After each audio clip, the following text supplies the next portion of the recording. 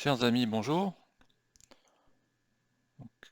On va encore regarder comment on peut modifier l'aspect de la nomenclature,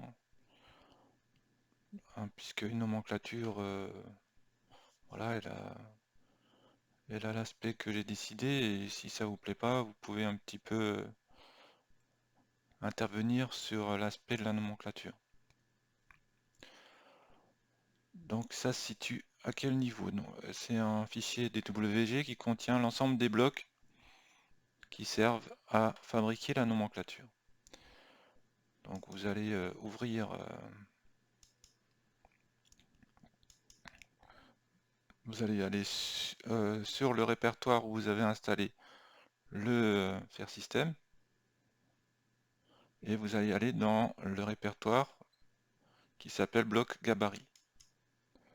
Là-dedans, vous trouverez un certain nombre de fichiers DWG et celui qui nous intéresse, c'est celui qui s'appelle nominc.bl, donc comme nomenclature bloc.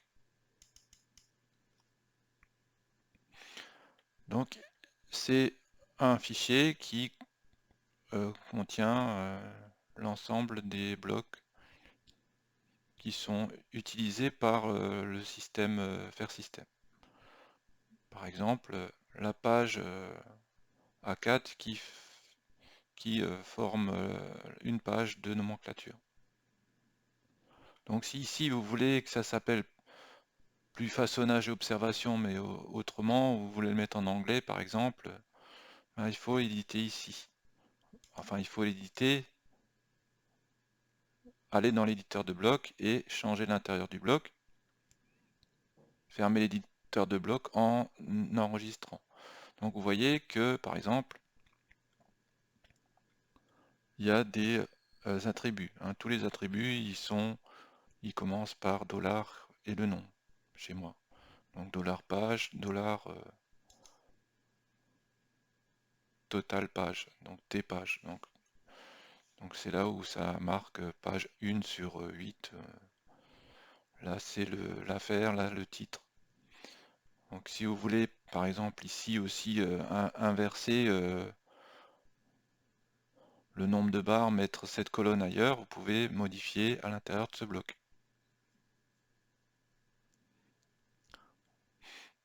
en mettant les colonnes ailleurs que là où elles sont. Donc voilà, donc ça vous permet ici de traduire dans une autre langue par exemple, ou changer l'ordre des colonnes, si vous préférez que le numéro il soit là et que la longueur il soit là, ben, vous pouvez modifier le tableau. Ce tableau ici à l'intérieur du bloc. Et donc vous fermez l'éditeur de bloc et à ce moment-là vous faites enregistrer. Bon, moi je vais faire ignorer puisque je voudrais pas que ça le change, mais si vous avez juste édité les textes sans modifier le positionnement des colonnes, vous pouvez enregistrer et la fois d'après, quand vous réutiliserez faire système, il va prendre le nouveau bloc. Donc par contre, si vous avez changé l'ordre des colonnes en mettant le nombre de barres après l'indice ou peu importe, il faut aussi changer ce bloc qui est là, donc ce bloc qui se met chaque fois ici et qui va récapituler le numéro du repère, son indice, son diamètre, son mandrin, son coupleur, le nombre de barres et la longueur par barre. Donc si vous avez changé l'intitulé des titres, il faut aussi changer, si vous avez changé l'ordre des colonnes, pardon, il faut aussi changer l'ordre des attributs correspondants dans ce bloc. Donc ce bloc, si vous voulez, il se mettra à chaque fois qu'on fait une nomenclature, il se positionne ici. Donc vous voyez bien que les attributs, ils tombent pile poil, ils tombent en face du titre qui correspond. Donc si vous changez l'ordre des titres, il faut aussi changer l'ordre des attributs. Donc à ce moment-là, vous allez dans l'éditeur de blocs et pour chaque attribut, il y a la colonne à laquelle il correspond. Donc à ce moment-là, il faut ici inverser, changer le positionnement des attributs pour qu'ils correspondent à la nouvelle géométrie de votre feuille de nomenclature. Donc vous enregistrez les modifications. Et donc par exemple ici, là je vais faire à la main ce que le système il fait automatiquement. Donc là le système il met un indice, il met un numéro, il met un diamètre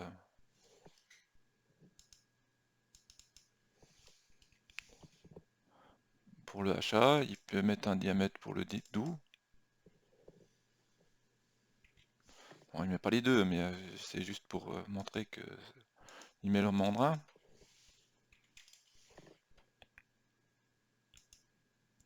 Il met un coupleur s'il y en a un, ou un filetage. Lorsque on a fait le dessin pour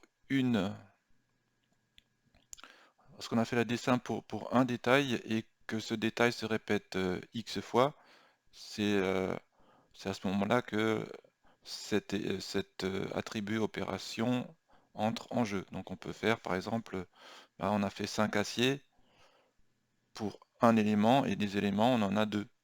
Donc il va écrire 2 fois 5. Et dans nombre des barres, il va mettre le résultat de ce calcul.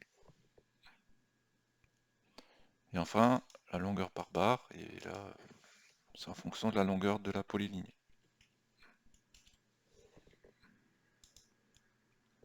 Donc vous comprenez bien que si vous avez changé le positionnement des colonnes, en mettant le mandrin à la fin et puis la longueur au début, il faut aussi changer le positionnement des attributs à l'intérieur de ce bloc-là.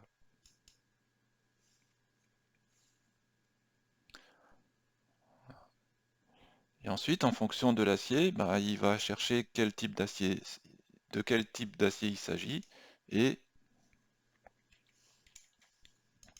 il positionne l'acier à ce niveau-là, et il remplit les attributs A, B, et éventuellement les variations.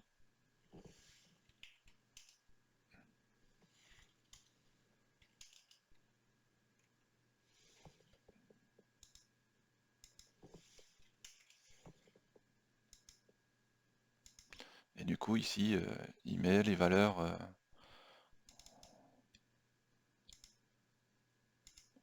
correspondantes. Et donc là, c'est le système qui fait automatiquement, en mettant A égale, B égale.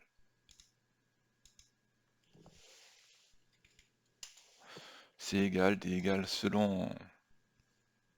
voilà, selon le type d'acier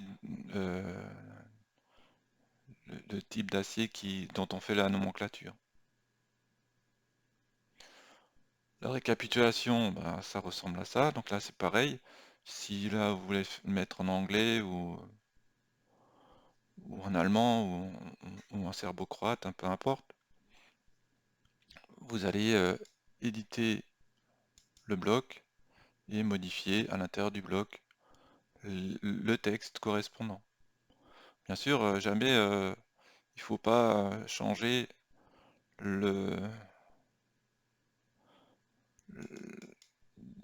l'étiquette des attributs, hein.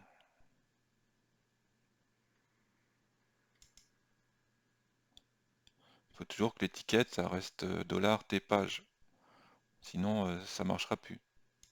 Ou bien effacer une étiquette à l'intérieur d'un bloc existant, après ça ne marchera plus non plus. Donc là, ce qu'on peut faire, c'est éditer des textes, éventuellement rajouter des traits ou changer des couleurs. Voilà, ce genre de choses.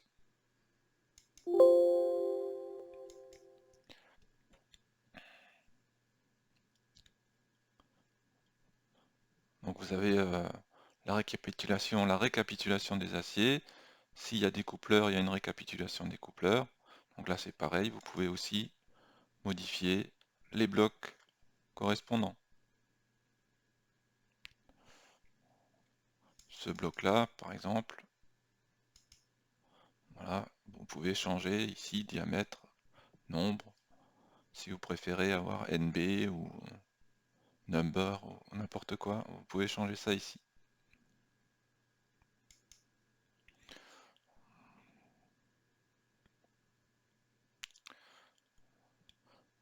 Donc quand vous faites une nomenclature, il rajoute toujours ce petit schéma. Et là c'est pareil, c'est aussi un bloc. Tout ce qui est là, ce sont des blocs. Donc là on peut aussi changer code de façonnage. Vous pouvez mettre un texte différent que code de façonnage.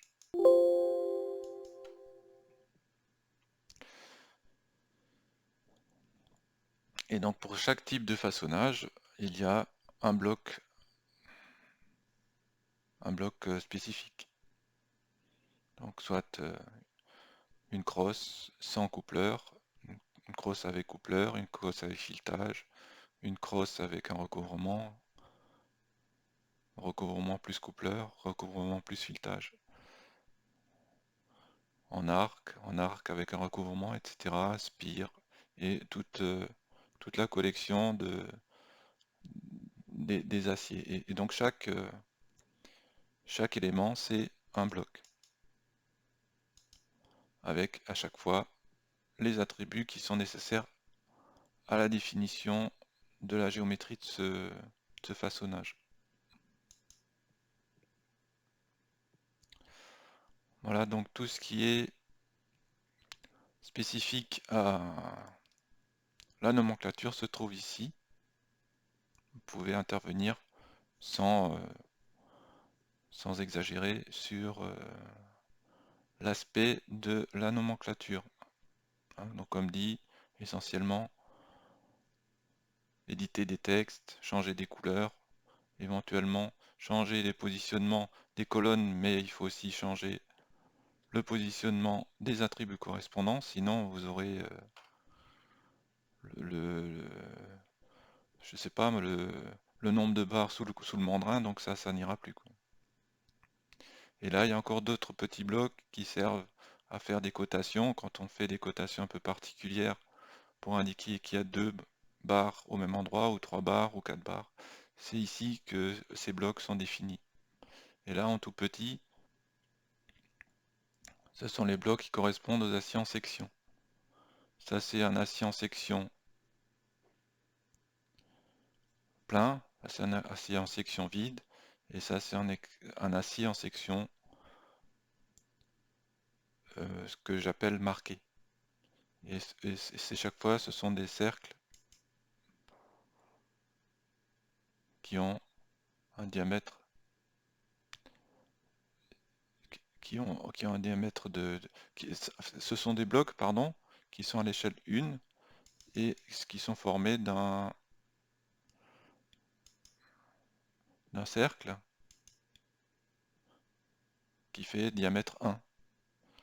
Donc après, quand c'est un HA14, il suffit de prendre ce bloc et de lui appliquer une échelle correspondant au diamètre extérieur du HA14 ou du HA32.